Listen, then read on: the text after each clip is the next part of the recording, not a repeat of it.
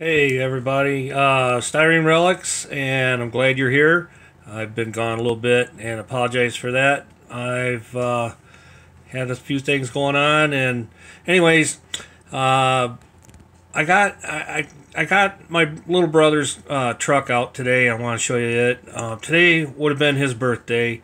Mark's been gone for about 4 or 5 years now, um, and I just wanted to show you his build. I've got other kits from my older brother. I plan on showing those as well, but it being Mark's birthday today, I wanted to do something special. So I have this kit out that he did back in the early 80s. I uh, also want to tell you that I'm I'm using my cell phone again. I do have a new camera. I'm learning it thanks to my son Tom. I appreciate it. He sponsored me that. I got to get that thing going, and shame on me for not having it ready. But anyways, it being a special day for me, I wanted to do it and get it up today. So here we go. Mark, ever since we were little kids, wanted to be a truck driver, and so he did. He got boy, it was early 80s, 80 or 81, I think it was. No, it was later than that, about 82 or 83. Started driving truck, went through the school and everything, and he went over the road. And like I say, he talked about doing that ever since he was a little kid.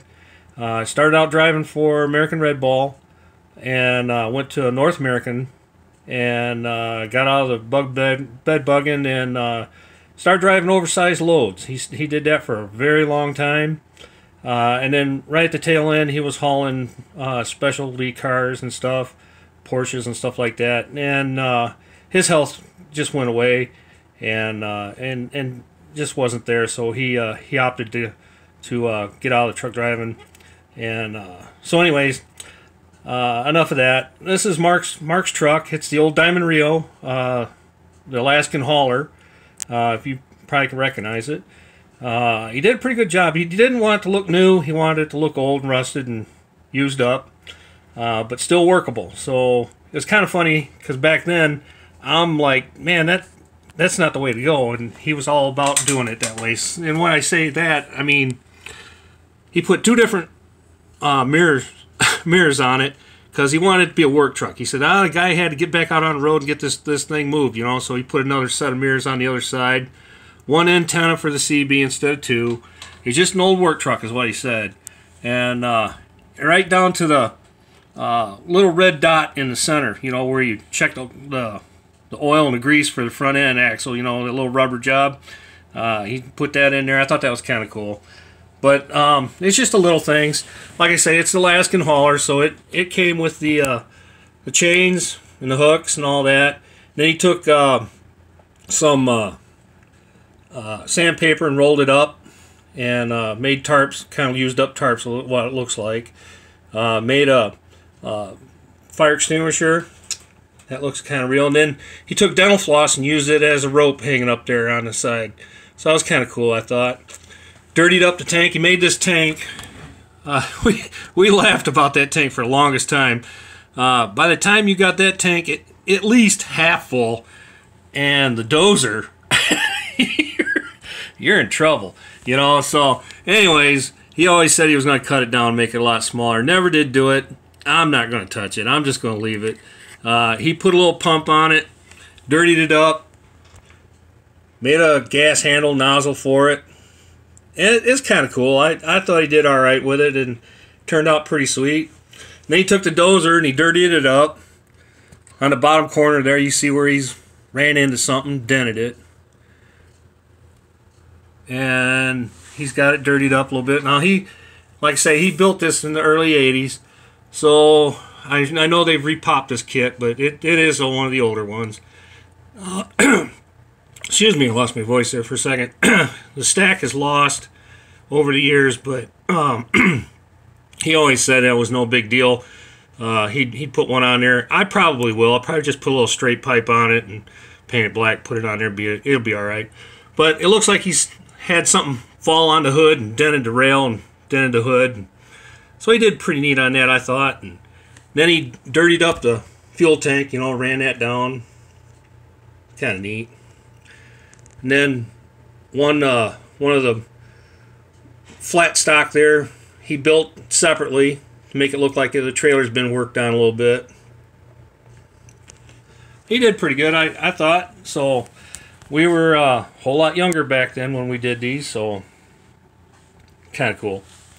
Anyways, oh, and then we got a couple other little builds. These are the other 3 that he did that I know of, that I have. My older brother Jim, he had the black truck, Ford, put away for a long time, and he let me be the caretaker of it now. So I cleaned it up, did some repair work on it.